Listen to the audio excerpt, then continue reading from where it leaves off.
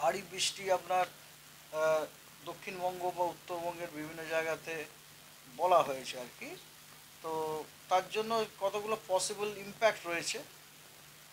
North বেঙ্গলের জন্য আগে বলি, টেম্পোরারি ওয়াটার লগিং, এই যে আপনার লো লাইং যে এরিয়াগুলো আছে সেখানে সাময়িকভাবে ওয়াটার লগিং হওয়ার সম্ভাবনা আছে।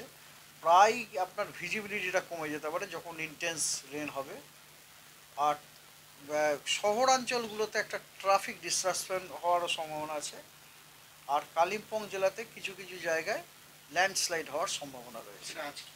সেটা আজকে সেটা আজকে 14-15 তারিখের জন্য এটা বলা হয়েছে আর কি। আজকে যেটা বৃষ্টি হবে তার এফেক্টটা তার পরেও একটু থাকবে। ঠিক আছে। আচ্ছা, দক্ষিণবঙ্গের যে আপনার বৃষ্টি হয়েছে আপনার আজ দক্ষিণ অবশ্যই আজকেই আপনার ভারী অতি ভারী বৃষ্টি রয়েছে দক্ষিণবঙ্গে। আপনার পসিবল ইম্প্যাক্ট হচ্ছে, একটা হচ্ছে কমন পসিবল ইম্প্যাক্ট হচ্ছে আপনার ওয়াটার লগিং, লো লাইং এবং আন্ডারপাস যে রোডগুলো আছে সেখানে আপনার ওয়াটার লগিং। তারপরে আর একটা হচ্ছে যখন খুব বৃষ্টি হয় তখন আপনার ঝাপসা হয়ে যায়, মানে ভিজিবিলিটিটা কমে যায়। তারপরে কাঁচা যে রাস্তাগুলো আছে ওগুলো নষ্ট হয়ে যাওয়ার সম্ভাবনা আছে। আর ফালনার বিপজ্জনক যে সমস্ত কাঁচা বাড়িগুলি আছে ওই বাড়িগুলির দেয়ালগুলো ধসে যাওয়ার সম্ভাবনা রয়েছে।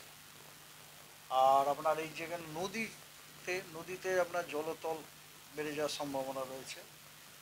আর আপনার হর্টিকালচার যে সমস্ত ক্রপ রয়েছে এবং সবজি যে সমস্ত মাঠে রয়েছে আর কি, ওগুলোরও যথেষ্ট ড্যামেজ হওয়ার সম্ভাবনা আছে। এগুলো হচ্ছে সব পসিবল ইম্প্যাক্ট এই যে ওয়েদার হতে চলেছে তার জন্য। এবং তার জন্য কী কী অ্যাকশন সাজেস্ট করা হচ্ছে সেটা বলি। সর্বপ্রথম হচ্ছে যে ট্রাফিককে রেগুলেটেড হতে হবে in a very judicious manner. আর যখন এরকম ইন্টেন্স রেনফল হবে জনগণকে উপদেশ দেওয়া হচ্ছে তারা যেন সেফ জায়গাতে সে আশ্রয় নেয়, নিরাপদ জায়গায় আশ্রয় নেয়। এবং যেখানে ওয়াটার লগিং এরিয়াতে যাওয়ার জন্য নিষেধ করা হচ্ছে।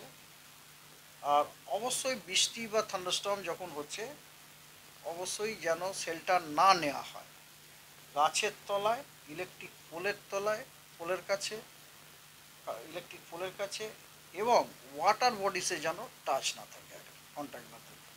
কারণ অনেক সময় বিদ্যুৎ পৃষ্ঠ হওয়ারও একটা সম্ভাবনা থাকে থান্ডারস্টর্ম। আর এই সমস্ত যে ভয়ঙ্কর যে কাঁচা বাড়িগুলি আছে ওগুলোকে ওখানে থাকাটাকে অ্যাভয়েড করলে ভালো হয় আর কি, ওখানে অ্যাভয়েড করা উচিত। আর যেহেতু বৃষ্টিতে ধুয়ে যাওয়ার সম্ভাবনা আছে এই জন্য সার বা পেস্টিসাইড ইউজ এখন না করাই ভালো। তো আর আপনার ফিশারম্যানদের জন্য ওয়ার্নিং আছে।